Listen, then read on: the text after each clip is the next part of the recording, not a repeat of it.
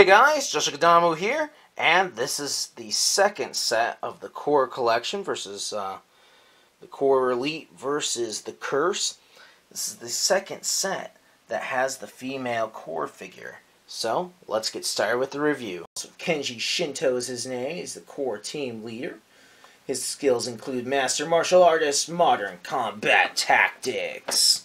He's a bit Asian looking, got the hair pulled back.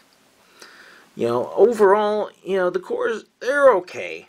They've been forever known as, the poor man's G.I. Joe or G.I. Joe's knockoff cousin.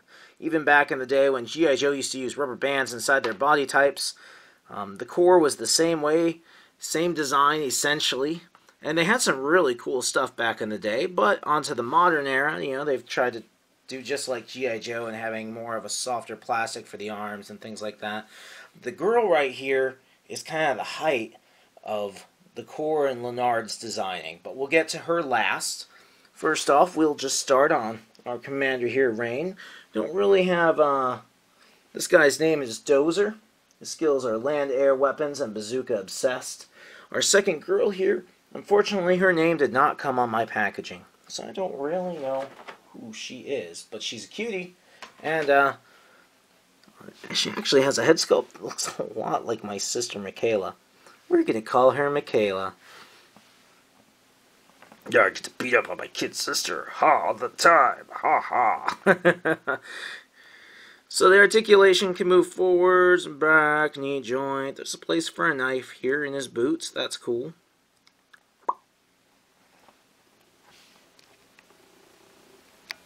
There's an image of a pistol here, or a little bit of a sculpt of a pistol. It can't come out. The shoulders and the arms are quite nice. The arms can turn here. There's an elbow joint. There's no wrist joints, and there's no ankle joints. That's pretty standard with the Core not to have those. That's kind of to be expected. The head turns a little bit.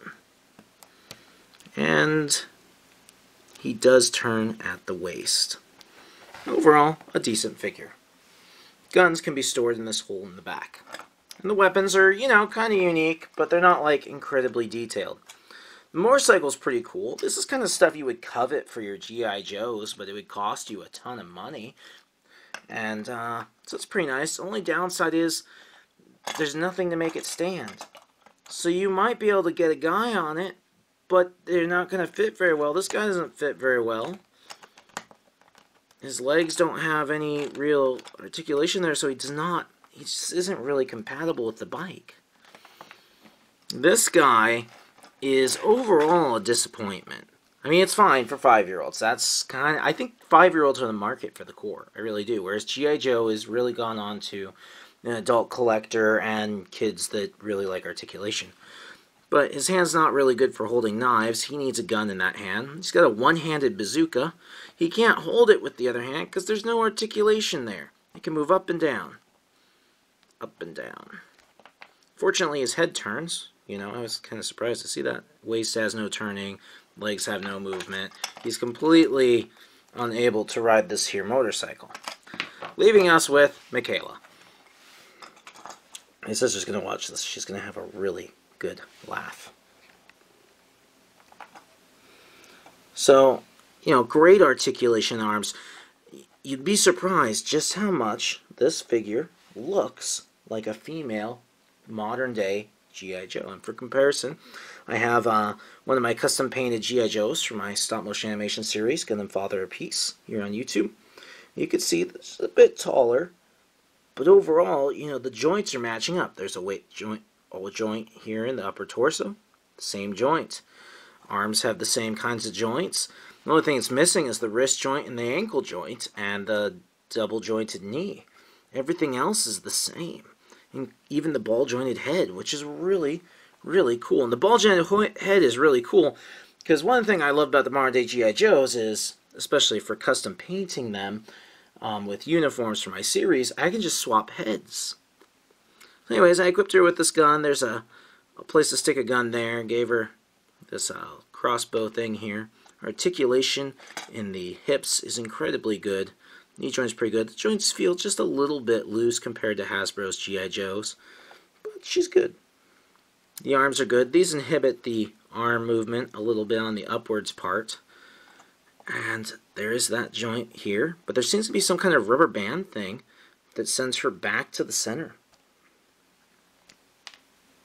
It almost reminds me of a He-Man guy, Masters of the Universe, where you pulled them at the waist and made them, you know, swing and punch kind of thing. If only that would be cool. The head is on a ball joint. However, when I removed her head and this girl's head several times, you know, just checking them out, seeing how much they are like G.I. Joe's, and I had no trouble. The head is exactly like a G.I. Joe, a modern-day G.I. Joe's ball joint on the neck. But something went really wrong, and her ball joint broke off inside the head. So I have it stuck on with a little sticky tack, and I'm going to drill it out later. I bought these specifically for their heads and for their body types, as I'm a Joe customizer for my series and things like that.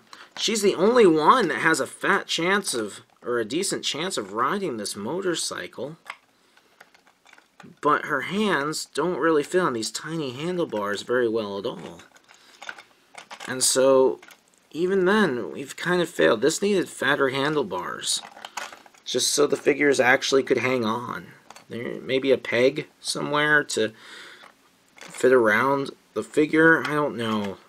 Motorcycle is mostly for looks, I'm afraid to say. But like I said, when you're a 5-year-old, who cares? You're just going to hold him and drive him into the other guy.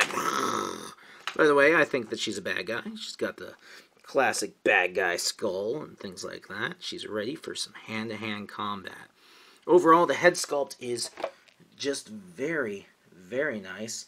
I see these being, you know, pretty hot items for G.I. Joe collectors and customizers. And, you know, I highly recommend it.